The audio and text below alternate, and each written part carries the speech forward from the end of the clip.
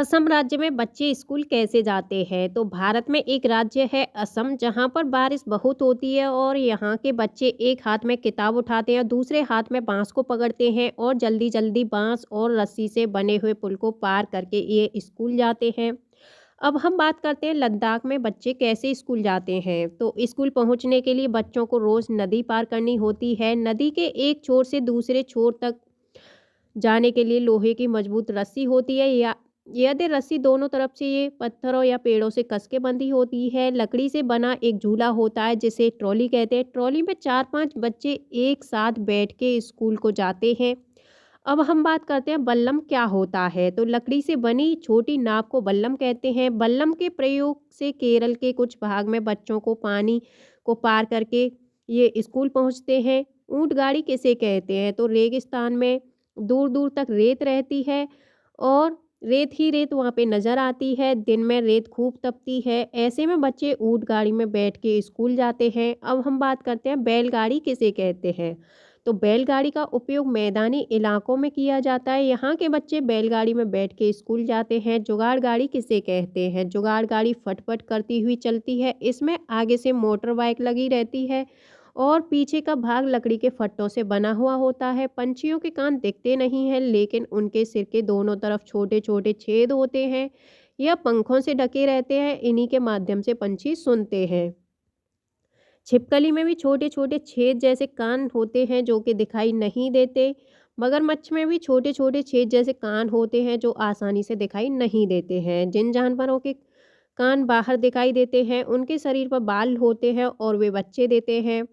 हाथी से जुड़े रोचक तथ्यों के बारे में अब हम बात करते हैं। तो एक बड़ा हाथी एक दिन में 100 किलोग्राम से ज़्यादा पत्ते और झाड़ियाँ खा लेता है। हाथी एक दिन में केवल 2 से 4 घंटे सोता है। हाथियों के झुंड में केवल हथनियाँ और बच्चे ही रहते हैं।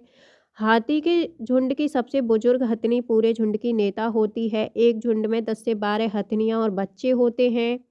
हाथी 14 से 15 साल तक झुंड में रहते हैं। इसके बाद वे झुंड को छोड़ देते हैं और अकेले रहते हैं। खेजड़ी नामक पेड़ की विशेषताओं के बारे में अब हम चर्चा करते हैं।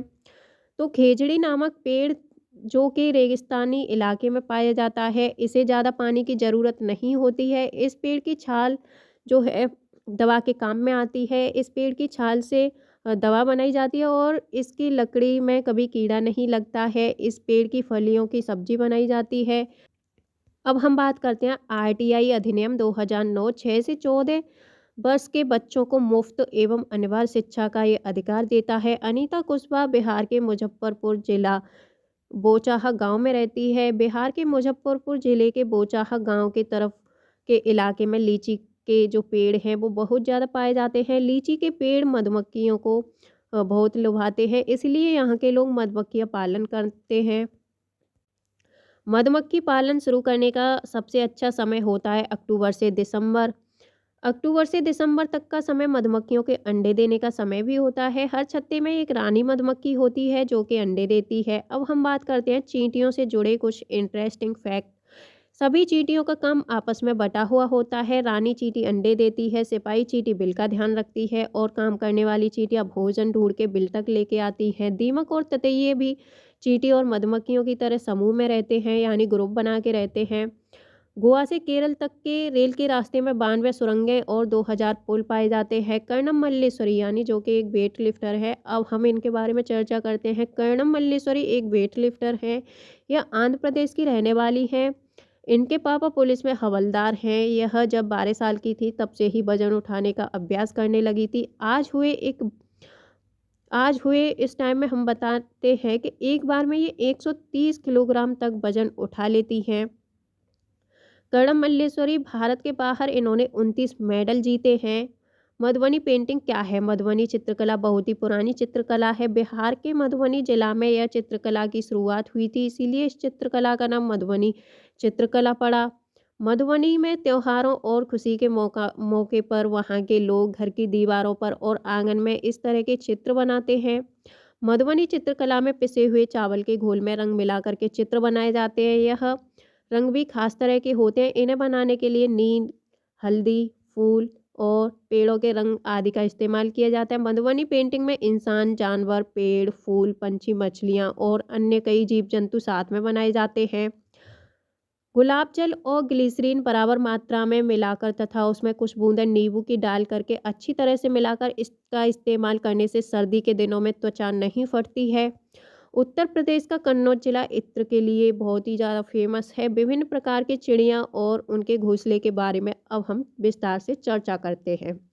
कलचिड़ी एक पंछी का नाम है जिसे इंडियन रोबिन कहते हैं। यह पंछी पत्थरों के बीच में छोटे छोटे घोंसले बना कर के उसमें अंडे देती है। कोयल अपना घोंसला खुद नहीं बनाती, वह कौवे के घोंसले में अंडे देती है और कौवा अपने अंडों के साथ साथ कोयल के अंडों को भी सेता है। दर्जन चिड़िया अपने नुकीली चोंच की सहायता से पत्तों को सीती है और इसके बीच में बनी थैली को अंडे देने के लिए ये तैयार करती है। शक्करखोरा पेड़ या झाड़ी की डाली पर अपना घोंसला लटकाता हुआ घोंसला बनाती है। यह घोंसले बनाने के लिए बाल, घास, पतली टहनियाँ, सूखे पत्ते, रुई इन सब का प्रयोग करती है। बीवर पंछियों में केवल नर बीवर पंछी ही घोंसला बनाता है तथा मादा बीवर उन सभी घोंसलों को देखती है और उनमें से जो उसे सबसे अच्छा घोंसला लगता है उसी में वह अपने अंडे देती है। जानवरों के दांत, गाय के आगे के दांत छोटे होते हैं जिससे वह पत्तों को काटती है। घास चबाने के लिए पीछे के दांत चपटे और बड़े होते हैं। बिल्ली के दांत नुकीले होते हैं जो मांस फाड़ने और काटने के काम में आते हैं। सांप के दांत बहुत बहुत पतले होते हैं, वह अपने शिकार को चबाकर नहीं बल्कि पूरा निगल के खाते हैं। गिलहरी के दांत हमेशा बढ़ते रहते हैं। दांतों के काटने और कुतरने के कारण इनके दांत घिसते रहते हैं। अब हम बात करते हैं रेगिस्तानी ओक के बारे में। ऑस्ट्रेलिया में एक पेड़ पाया जाता है जिसका नाम रेगिस्तानी ओक है। इस पेड़ की ऊंचाई लगभग दीवार के बराबर होती है। इस पेड़ में पत्तियां बहुत ही कम होती हैं। यहाँ के लोग जब कभी भी इस इलाके में पानी नहीं होता है तो रेगिस्तानी ओक के तने के अंदर पतला सा पाइप डाल करके पानी को निकाल लेते हैं।